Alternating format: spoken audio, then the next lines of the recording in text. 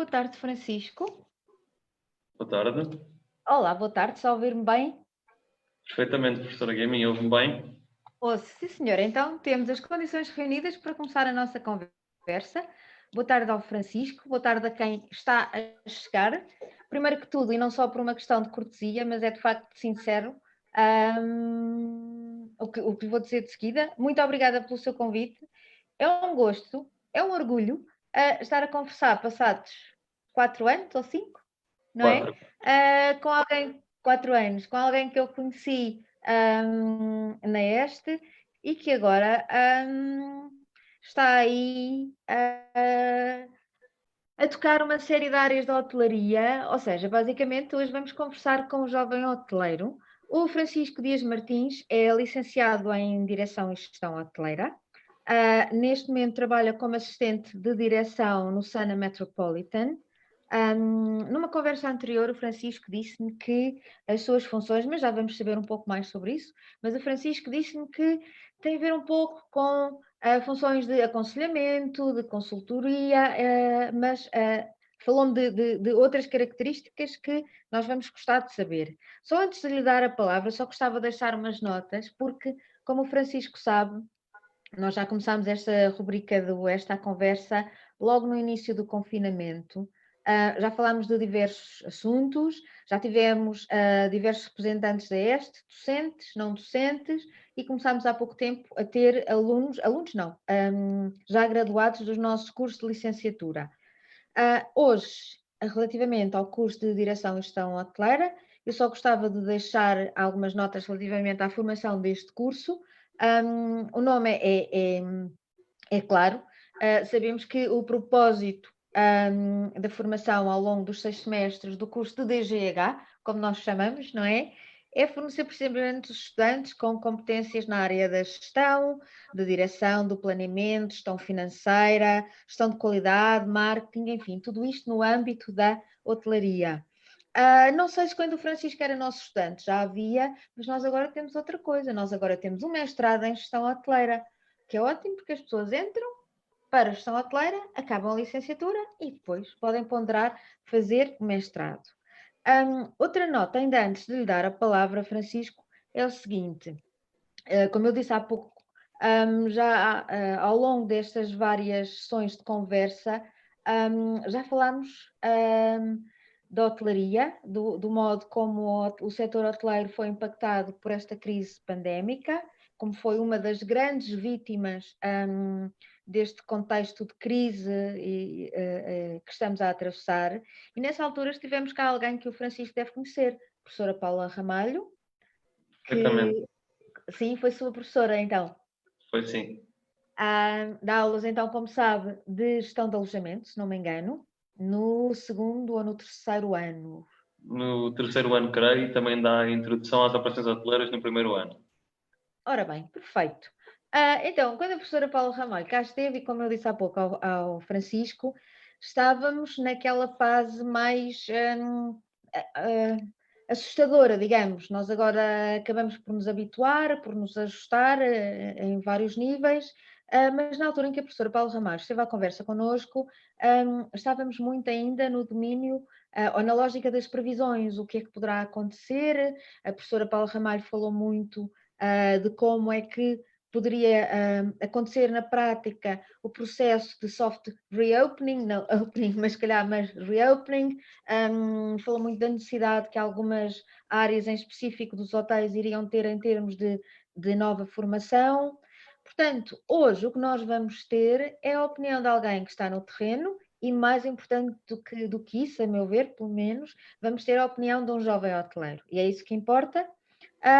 E temos imensas coisas para falar. O Francisco já me avisou que tem imensas coisas para dizer. Sei lá, eu vou tirar só 2 ou 3 coisas assim para o ar, não são de todo perguntas, só para não começarmos a nossa conversa a seco. Temos, e o Francisco recordou-me disso há pouco, o trabalho conjunto que tem sido feito com o Turismo de Portugal, não é? Pensando numa abertura concreta das unidades hoteleiras. Temos o selo Clean and Safe. Temos áreas que se calhar são mais fáceis de ser retomadas do que outras. E agora havemos ter a voz então do tal jovem hoteleiro para comentar tudo isto e muito mais. E mais uma vez, obrigada, Francisco. Eu é que agradeço, professor, em primeiro lugar agradeço as suas palavras. Faz que uma professora recordava 4 anos que a minha professora na ESTE. Agradeço-lhe em primeiro lugar o seu convite para estar aqui hoje a dar a minha perspectiva pessoal e profissional quanto ao impacto no setor da hotelaria e do turismo e como é que será, como diz o nome da rubrica, o day after, ou seja, o dia seguinte, como é que vamos reagir, como é que os hotéis vão reagir, como é que os empresários do setor das várias áreas vão arranjar soluções e vão reinventar-se para fazer face à crise que assolou não só o turismo, mas como toda a catástrofe que representou para toda a economia mundial. Sendo que o setor do turismo é primordialmente um setor mais castigado e com um castigo feito de forma mais violenta, porque é o primeiro a encerra de forma abrupta, sem qualquer aviso, e será certamente também dos últimos a ver-se reconsolidado e ver voltar aos números de um passado recente, previsões que se expectam a 1 ano e meio, 2 anos, para voltar aos valores que estávamos a atingir a nível nacional no mês de janeiro e fevereiro, que estava já a bater recordes a vários níveis. E quando falo em setor do turismo, falo não só em hotéis, como falo em companhias de cruzeiros, companhias aéreas, agências de viagem, todos os operadores turísticos viram a sua operação reduzida a praticamente zero, passando assim de um 80 para 8, de um dia para o outro, e como disse, é uma tempestade que não teve qualquer pronúncio que se adivinhava. Portanto, ninguém acautelou, ninguém reestruturou previamente qualquer tipo de soluções para fazer um combate mais eficiente a uma paragem abrupta. Como é que foi, Francisco? Um dia o Francisco estava a trabalhar, no dia seguinte disseram-lhe, não venha. É isso? Não foi bem assim, porque as coisas são feitas de forma um bocadinho mais cordial, mas foi no início do mês de março, na primeira quinzena do mês de março, e invade no setor e na economia no geral o clima de incerteza, não sabíamos como é que iríamos fazer, a procura começa a diminuir, entramos ali numa fase onde os hotéis começam a receber muitas pessoas e Portugal passa a ser um local de passagem, ou seja, albergar pessoas que estavam em viagem na Europa para, nomeadamente, o Brasil e os Estados Unidos, que houve ali um período, não é de um dia para o outro que as pessoas retomam aos países de origem. Houve ali um período de uma semana e meia, onde tivemos de receber vários clientes e vários grupos que viam os seus voos cancelados diariamente e viam-se sem oportunidade de regressar. E isso instalou não só os clientes que tinham medo, tinham receio de não conseguir voltar, como também nos colaboradores um clima de medo, porque já se começava a falar de várias coisas, na questão do contágio, na questão dos despedimentos, e começou a haver ali uma necessidade urgente de haver uma resposta transversal ao nível do grupo IT, neste caso do grupo SANA. O Francisco falou, usou uma expressão que agora ouvimos muito, a questão da reinvenção. Há quem opte pela retoma, o Francisco, acho que ao usar reinvenção, está a pensar um bocadinho mais além. O que é que quer dizer exatamente com esta expressão da reinvenção? E quando estava a falar dos clientes, também lembrei-me de outra questão. Como é que agora vocês, não o seu grupo exatamente, mas os hoteleiros, como é que vão convencer os vossos clientes, não só aqueles que já têm alguma fidelização convosco, mas outros, como é que se vai comunicar essa segurança? Portanto, 2 pontos. A questão da reinvenção, que eu acho bem mais interessante do que a questão da retoma, porque a retoma significa que é pegar naquilo que já tinha sido tomado antes e, de facto, não há reflexão, não há aprendizagem, não é nada, mas reinvenção parece-me um termo muito mais interessante do ponto de vista daquilo que me faz pensar em termos de vamos pensar, pensar em função daquilo que aconteceu e pensar em soluções mais concretas. Por um lado, esta questão da reinvenção e, por outro lado, a questão dos clientes. Como é que se transmite agora confiança para as pessoas voltarem a estar no hotel?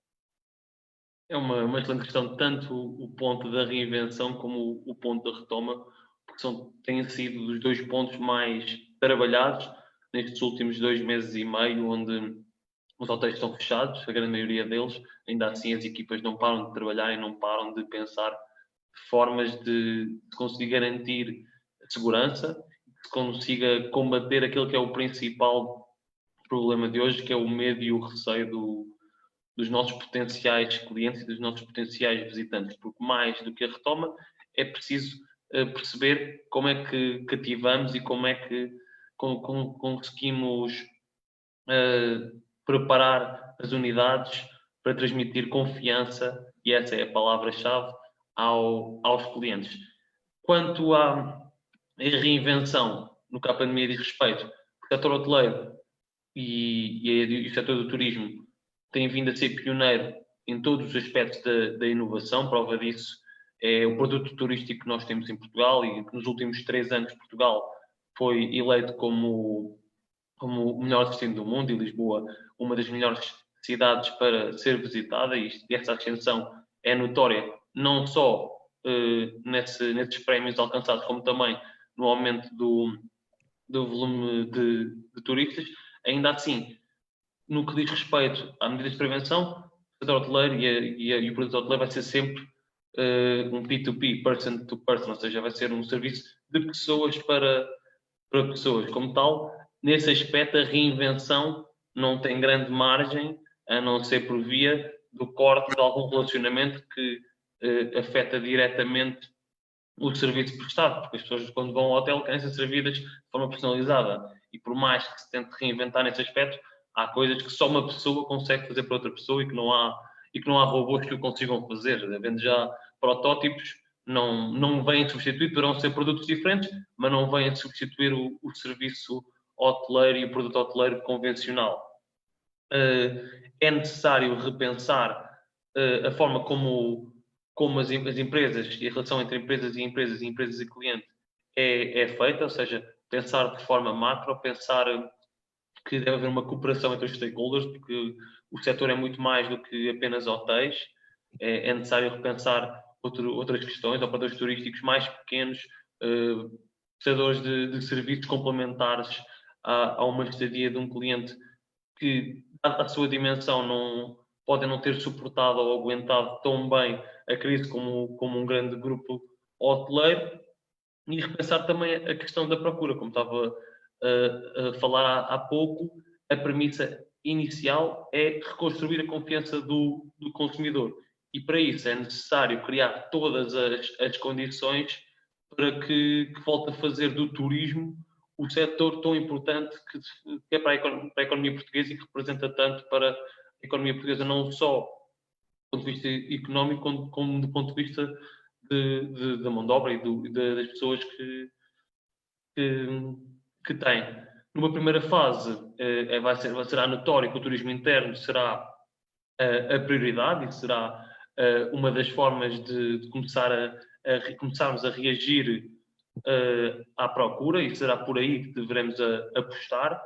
E creio que será essa a estratégia, não só agora neste mês de junho, onde vai começar a abertura gradual das unidades, como também no mês de julho e agosto, porque não vejo a retoma do transporte aéreo tão fácil, e mesmo que se retome, será a um ritmo muito, muito lento, e essa retoma nacional poderá já começar a representar algum revenue nestes primeiros 3 meses, que não sendo o ideal, já é alguma coisa. Portanto, o foco será o mercado nacional. Quanto à questão do preço, que é algo que se tem falado bastante e que tinha aqui como ponto Exatamente. que queria mencionar, nenhum gestor hoteleiro, nenhum empresário do setor vê com bons olhos a diminuição do preço, e acho que, a nível pessoal, considero que o caminho não passará por aí, porque o termo de comparação de um turista que visite Portugal não é o preço de Portugal de há 10 anos atrás ou de há 5 anos atrás, é a comparação de Lisboa com as restantes cidades europeias e com os restantes concorrentes. E nesse aspecto... Desculpa interrompê-lo. Então, e como é que nós aí vamos conseguir encontrar o balanço entre o seguinte? É como o Francisco agora reforçou, a ideia que nós temos é que nos próximos tempos vamos ter um turismo fundamentalmente interno, não é? Turismo doméstico. E como é que nós estamos em termos de capacidades financeiras desse mercado para conseguir chegar a ofertas que se calhar estão um bocadinho aquém? Se percebi a tua questão, está a falar apenas do turismo nacional, ou seja, do cliente Sim. Nesse nacional. momento estou. Porque Eu vai acho que ser, nessas, não acha que, não, que representa uma questão importante? eu acho que representa a questão mais importante e mais crucial neste curto prazo. Independentemente de que o turista nacional represente, mesmo que em época alta, uma parcela muito pequena, em época baixa representa 10%, em época alta representa 30%. Ou seja, o turismo e as ocupações não serão sustentáveis dependendo unicamente do turista nacional. Ainda assim, é com esse turista que temos de trabalhar, é nesse turista que temos de focar agora neste curto prazo, sob pena de não haver aqui uma retoma minimamente sustentável e aguardar aquilo que se vê e que se olha com mais incerteza, que é a retoma dos mercados emissores e dos mercados europeus. Para isso é preciso verificar não só a questão do transporte aéreo, como também a questão de algumas restrições que vão ser criadas. E por isso Portugal tem vindo a trabalhar, através do Turismo Portugal, com nos vários países, nos vários mercados, de forma a criar um clima de confiança. E Portugal, pela forma como geriu e como está a gerir a situação da pandemia, sai por cima e sai bem colocado do ponto de vista competitivo. Mas mais do que isso, é preciso sermos igualmente competitivos para aqueles que queremos cativar, ou seja, para as companhias aéreas e para os turistas, transmitindo de forma direta um clima de segurança. Vejamos, por exemplo, o exemplo de Maiorca e de Menorca, que têm vindo a criar vários incentivos e têm vindo a transmitir de várias formas e com várias campanhas o clima de segurança que se poderá viver, certificações de segurança que terão e a forma como os clientes e como os turistas poderão viajar e sentir-se seguros e ao mesmo tempo usufruir da máxima capacidade do destino. Que nenhum cliente e nenhuma operadora turística vai querer vender um produto às metades, ou seja, pode ir para Portugal, pode ir para Lisboa, mas não pode ir visitar o Terreiro do Paço, ou pode ir para o Algarve, mas não pode aceder às praias e não pode jantar fora. Portanto, é preciso criar as condições com os vários produtos acessórios a uma viagem. Portanto, todos aqueles ingredientes que fazem parte daquilo que é a experiência turística, não é? Exatamente. O Francisco falou várias vezes, e mesmo antes de nós começarmos com o direto no Facebook, de algo que já referiu, mas que se calhar seria engraçado sabermos um pouco mais. Concretamente, quais são essas medidas? O que é que vem associado, por exemplo, ao tal selo Clean and Safe? Eu, como hóspede num hotel, e não estou a discriminar qualquer tipo de tipologia, portanto, de uma forma muito geral, este Clean and Safe, em termos de alojamento, é o quê? Como é É que como é, como é, que é selo Clean and Safe. operacionalizado? Sim. Ou seja, o selo Clean and Safe foi uma ótima medida, que aproveito aqui também para dizer publicamente, foi uma ótima medida tomada pelo Turismo Portugal e a par de muitas outras tem vindo a fazer com que o produto turístico tenha vindo a ser valorizado e com que a confiança tenha vindo a ser assegurada. E o selo Clean and Safe é, portanto, uma forma de salvaguardar e garantir não só para os gestores e para os empresários do setor que a sua unidade ou que as suas unidades têm um mínimo de condições e que têm um conjunto de requisitos que cumprem as recomendações dadas pela Organização Mundial da Saúde, como também para os próprios clientes, transmite ao cliente uma sensação de segurança, porque um cliente, quando viaja e quando pondera escolher uma unidade, pensa sempre se eu me sinto seguro aqui, do ponto de vista da minha saúde,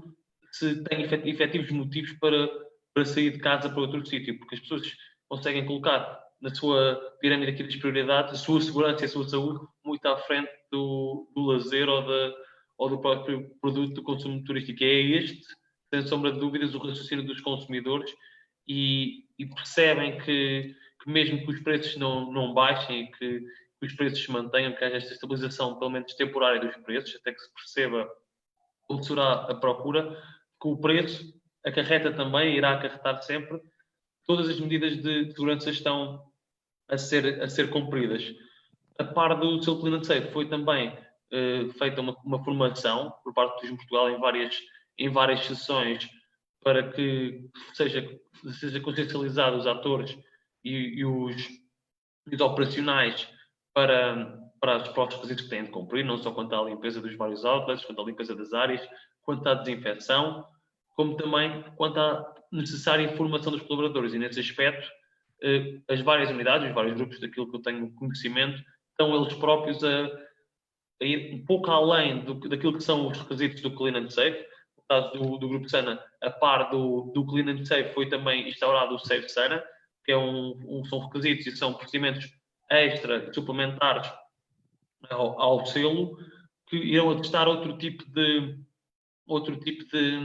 requisitos e outro tipo de condições que irão ser salvaguardadas para os clientes. Então, por exemplo, o exemplo do Express Check-in, e aí entra a questão da reinvenção, ou seja, os serviços que já existiam, mas que agora irão ser forçosamente mais utilizados, irá fazer com que no futuro se repense alguma da operação, um contacto com o cliente mais via digital, ou seja, uma digitalização necessária de alguns serviços. Como disse também, já não é um corte total do serviço de pessoa para pessoa, vai ser sempre necessário, mas é a minimização do contacto, até por uma questão de segurança. Outra questão do Safe Sana será um selo após a limpeza que vai ser colocado no quarto, que só pode ser transposto pelo cliente, ou seja, um género de um autocolante que é colocado no quarto e que só é aberto pelo cliente, ou seja, a partir do momento em que é colocado, está garantido que aquele quarto ou que aquele espaço tem toda a desinfecção e tem todos os requisitos para manter aqui a segurança do consumidor final. Portanto, tudo indica que, pelo menos nos próximos tempos, vamos passar por uma fase um pouco híbrida, no sentido em que vai tentar procurar um equilíbrio entre o não contacto, mas ao mesmo tempo não podemos de todo desprezar a presença, o contacto, que é uma das características da atividade turística e no subsetor da hotelaria, naturalmente, que tem de estar presente e marca as diferenças, não é? Ajuda a fazer as marcas. Eu tenho alguns pontos que gostava de ouvir a sua opinião, mas são pontos que eu coloco como cliente, naturalmente.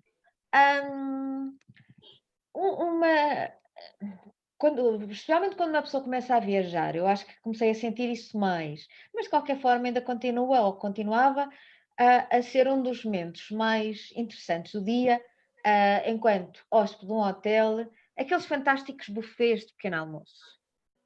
Isso agora não pode ser, pois não?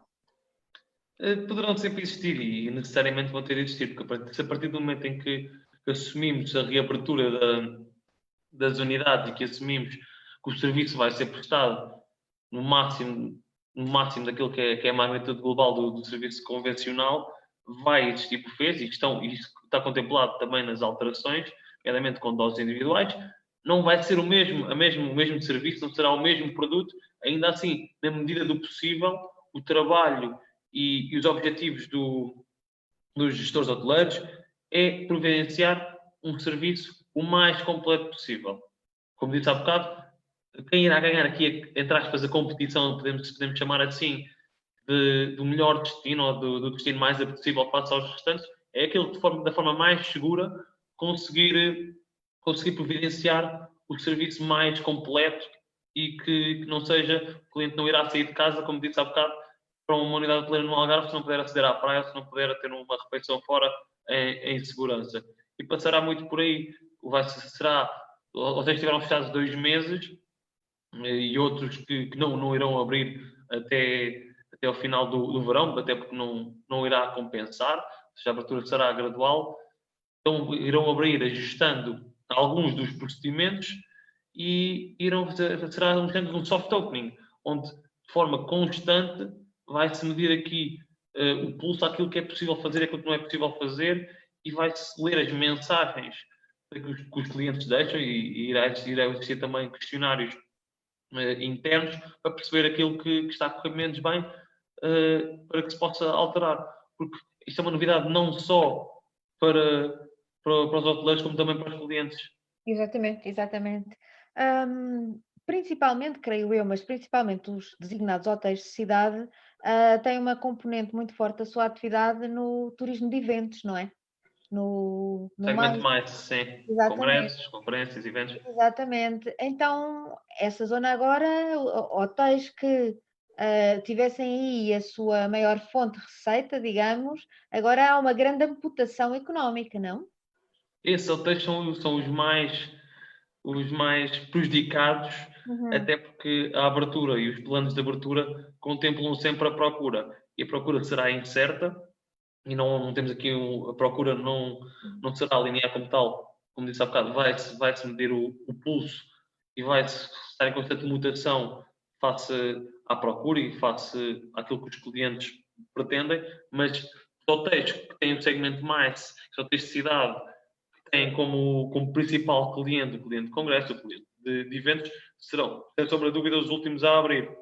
Começando com um plano de abrir os hotéis fora, em regiões, e aí é uma das medidas que também queria trazer para aqui, uma das opiniões que tinha para dar, que deve ser feita a distinção daquilo que são as zonas onde estão criadas mais situações de. Aliás, peço desculpa, onde estão criadas condições para o turista usufruir de forma mais normal do produto. E diga-se regiões como o Alentejo, como o Algarve, onde houve muito menos casos e onde é possível retomar de forma mais normal. Ou seja, deve haver uma distinção entre os grandes centros urbanos, entre a cidade de Lisboa, a cidade do Porto e o Alentejo, onde o processo de confinamento e as limitações impostas sejam um bocadinho diferentes. E a abertura passará muito de fora para dentro, sendo que fora é as periferias e dentro é os grandes centros urbanos. Não só pela questão da procura, como também pela questão da segurança.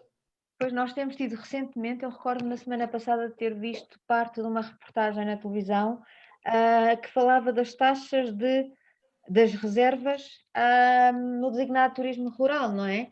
Tem havido umas taxas de procura elevadíssimas e recordo-me inclusivamente de ver na zona interior de Portugal, de ouvir um empresário dizer que a tipologia de clientes mudou, o tempo de permanência também. Normalmente as famílias que optavam por fazer, sei lá, 10 dias de praia e depois 3 dias ou 4 de montanha, na serra, agora o processo ou a rotina é completamente diferente. Estamos a ver que este ano há de facto, pelas questões que o Francisco já referiu e justificou, o turismo rural é capaz de ter aí um boost tremendo, não é? O turismo rural e não só qualquer empreendimento turístico ou qualquer alojamento local em zonas periféricas, em zonas mais calmas e tranquilas, como disse, oferecem e providenciam e criam uma imagem à sua volta de mais segurança e uma segurança real, porque é mais fácil controlar um pequeno aldeamento com pequenas vivendas, como é o exemplo do Zemar, Uhum. do que uma unidade hoteleira no centro da cidade de Lisboa com 300 quartos. Portanto, o clima de confiança é superior e o combate ao medo, neste caso, é mais fácil.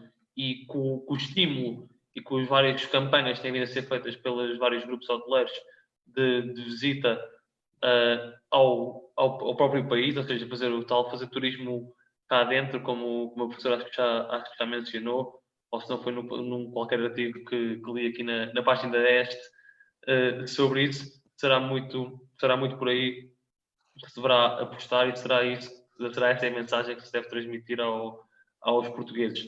Estimularem o turismo, estimularem a economia nacional, fazendo férias cá dentro e aproveitando aquilo que Portugal tem de melhor para ver e para oferecer, que muitas vezes não é valorizado pelos portugueses, mas os estrangeiros valorizam bastante. Exatamente.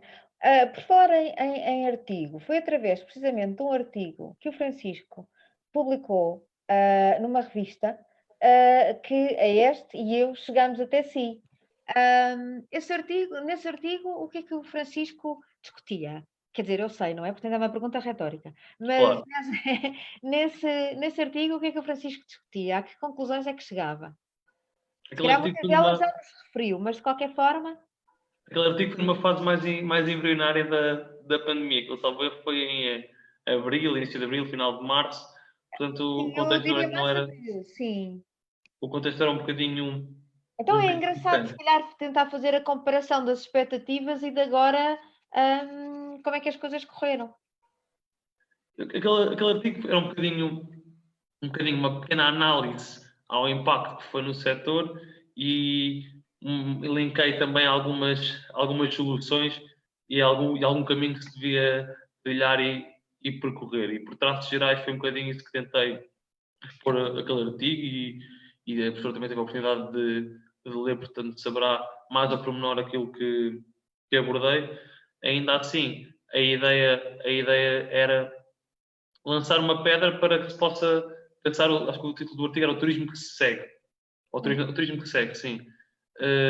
E era começar a pensar se aquilo que se podia fazer e nesse aspecto acho que a ação de Portugal, tanto ao nível do setor privado como ao nível do setor público, tem vindo a ser irrepreensível.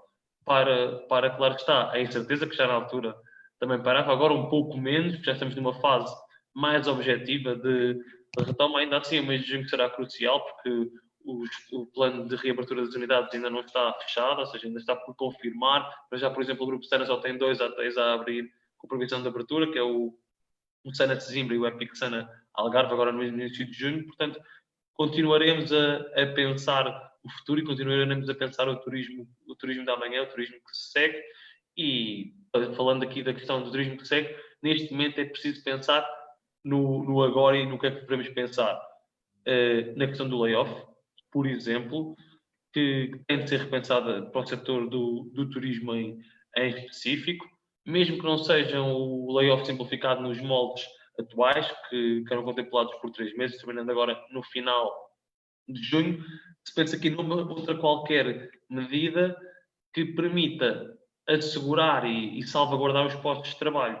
Se a reabertura não será feita toda de um dia para o outro, se até ao final de junho não teremos todos os hotéis que fecharam, que foram 80% dos hotéis que fecharam a nível nacional, é importante também pensar e começar aqui a desenhar um modelo que permita que os despedimentos não se iniciem no final de junho, que ao mesmo tempo as pessoas não estejam exclusivamente em casa.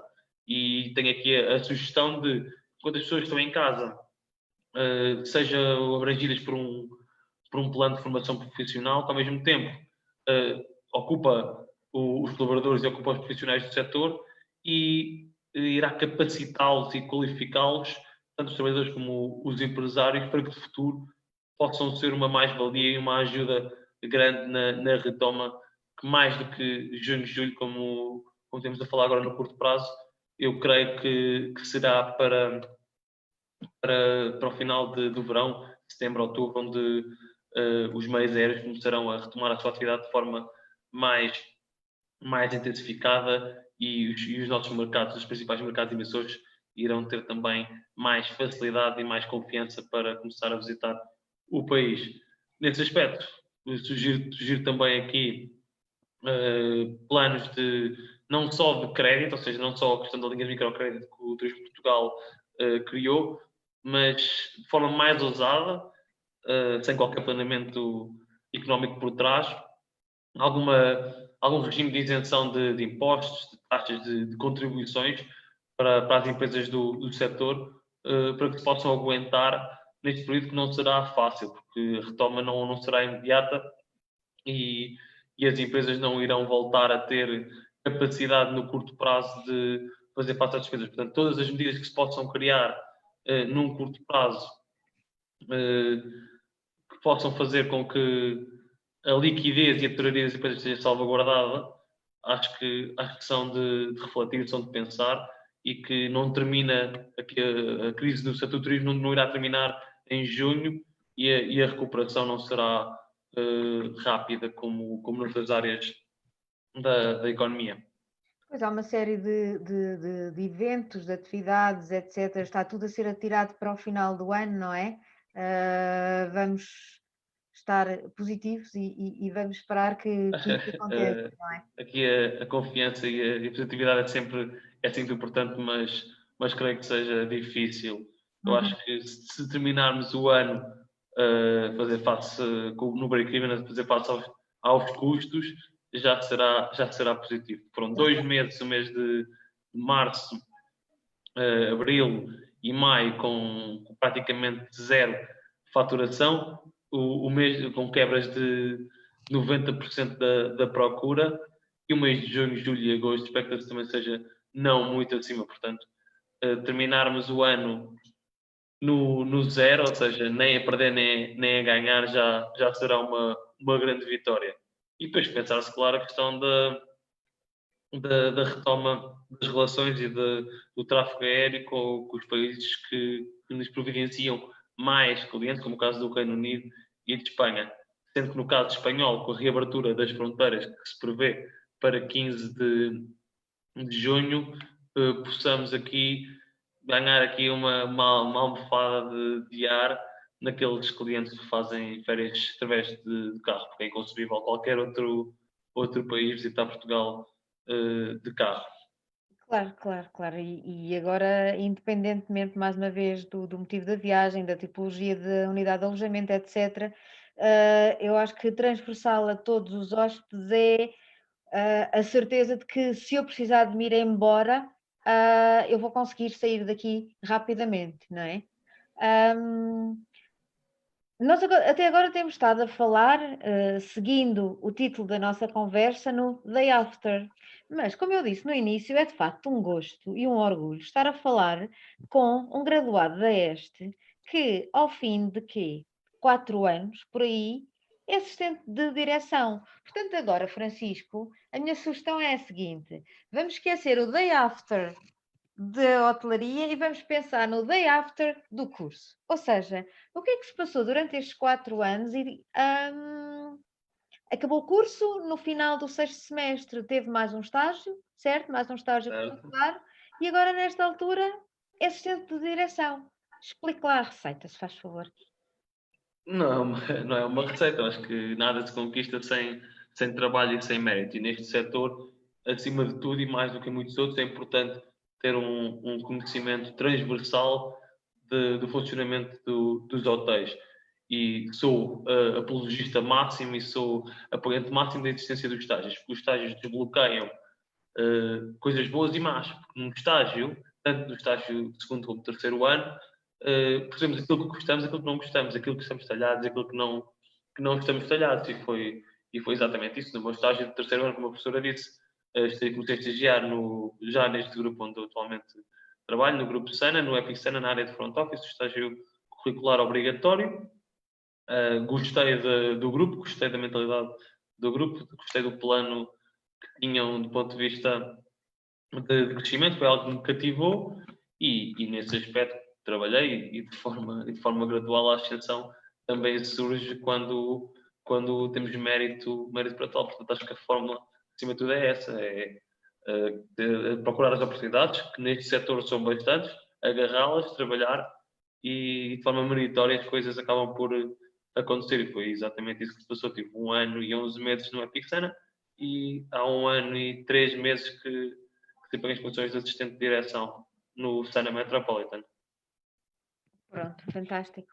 Como o Francisco disse há pouco, nós, especialmente nos últimos 3 anos, tivemos consecutivamente uma série de International Travel Awards em áreas distintas, o que, enfim, em paralelo com a importância que nós começamos a dar mais ao nosso património, à divulgação de Portugal enquanto destino, etc., parece que tudo se veio conjugar para que o turismo, a hotelaria, sendo que estou a falar com um diretor de hotel, para que tudo estivesse agora ou continuasse aquela linha de crescimento desses últimos 3 anos que nos foram reconhecidos. Mas apesar disso, a mensagem final é positiva, Francisco, não é? A mensagem final de Portugal enquanto destino turístico é positiva, porque fomos capazes de responder enquanto país à pandemia de forma mais inovadora possível, e entra o campo da reinvenção e da inovação, como a professora já me colocou essa questão. Dou exemplo de um exemplo que li. Em 100 projetos inovadores à escala mundial, Portugal tinha 15 dos projetos inovadores no que ao combate ao Covid-19 diz respeito. Isso diz muito da forma como Portugal foi proativa na procura de combater a pandemia. Acho que neste momento passaremos por um período onde o combate será ao clima de medo, onde o combate deverá ser a criação de confiança, de forma resiliente, pensarmos de forma coordenada com os stakeholders e de forma a cooperar para o futuro do destino turístico que é Portugal, que será certamente positivo, não que num curto prazo, mas que num médio e longo prazo possamos retomar valores de ascensão como o ano 2018, 2019, e que vínhamos há 5 anos em pleno crescimento. Fica apenas como ponto negativo, e a professora perguntou-me se será um balanço positivo, fica apenas como ponto positivo as empresas que surgiram já numa fase onde não foram capazes de usufruir do pleno crescimento do turismo, ou seja, empresas que tinham acabado de entrar no setor por N vias, e, claro que estavam mais endividadas, tinham menos almofada e menos estofo para aguentar uma crise dessas e que, infelizmente, irão ficar pelo caminho, porque não há ajudas possíveis para ajudar todos. Não há forma de salvar todos, mas o balanço geral é positivo e acho que podemos, daqui a 1 ano e meio, 2, voltar a ter esta conversa já com outros dados e a recordar que tudo foi bem feito e que tudo foi alcançado. E o que foi menos bem feito, que serviu de lição e que também conseguiu ser remediado. Então, Francisco, fica combinado, daqui a 2 anos eu não vou estar a falar com o assistente de direção, vou estar a falar com quem? Não lhe consigo dizer, professora. De momento estou muito satisfeito da posição que desempenho no grupo Sim. onde trabalho, mas espero que daqui a 2 anos possamos voltar a falar e com outras responsabilidades da minha parte e também talvez da parte da professora.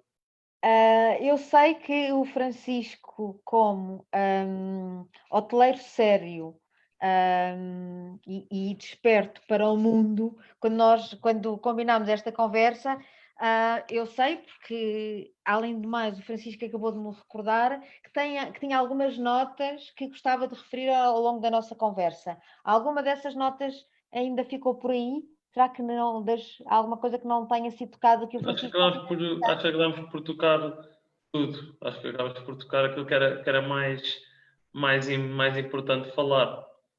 Deixei aqui por falar aqui a questão da retoma da TAP e do apoio à TAP, até porque é algo que ainda não tenho uma opinião estruturada e acho que é por aí também que será muito a retoma. Deixo só aqui a nota final quanto a isso.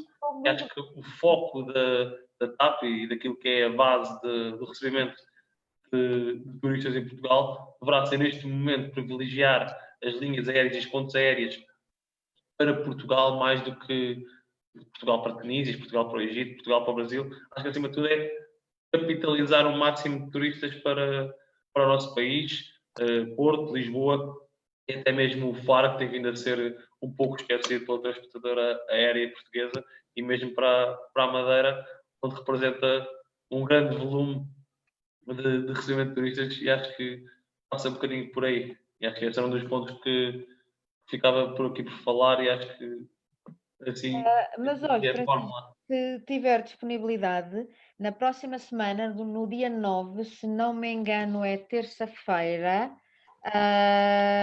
exatamente, no dia 9, terça-feira, às 18 horas, vamos ter aqui alguém da ESTE a falar sobre transportes. Essas questões que o Francisco falou, tenho a certeza que vão ser também tocadas. Mais do que isso, se não for, o Francisco é muito bem-vindo fazer aqui algumas perguntazinhas nos nossos comentários. Professor Nuno Ricardo Dias, diz já alguma coisa ou não? Me recorda-se? Não me Estava recordo, mais professor na área Nuno de gestão turística, portanto, talvez seja por isso. Não me recordo, professor Nuno Ricardo Dias, não me recordo. Ok.